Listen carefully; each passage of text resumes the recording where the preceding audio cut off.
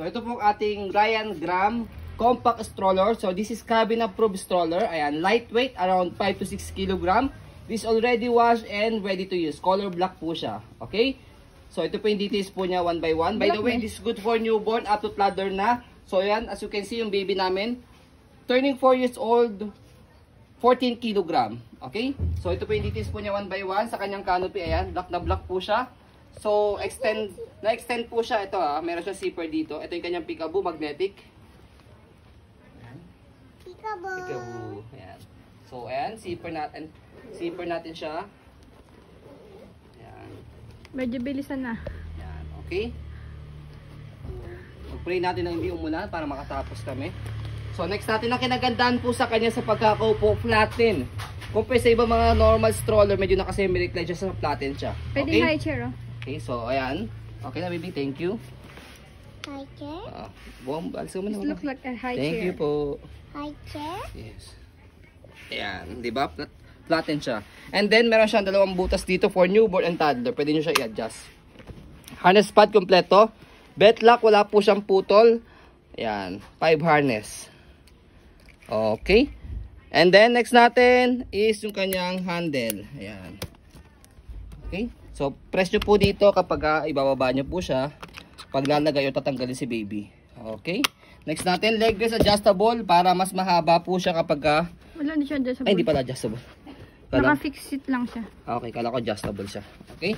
So, kanyang footrest, napaka ng paa. Makinis pa. And then, yung gulong niya yan, okay na okay. So, pa. Okay. Bakit naman? Yan, makinis pa siya. So, pwede pa siya sa mga masisilang mga buyers. So, basket, ayan. May butterfly pa dun. May butterfly pa. And then, stopper, okay na okay siya. Very smooth ng kanyang stopper. So, next natin, sa pag-adjust po sa kanya for semi-reclined or fully reclined, press lang po ito pataas and then pull down. Ayan. So, meron siyang zipper dito para pang airways. Ayan. Kita nyo si baby dyan. Tapos, i-roll nyo lang siya rito. Meron siyang lock yan. Next natin, yung kabilang side ng body frame. Ayan. Handa tayong sinampay.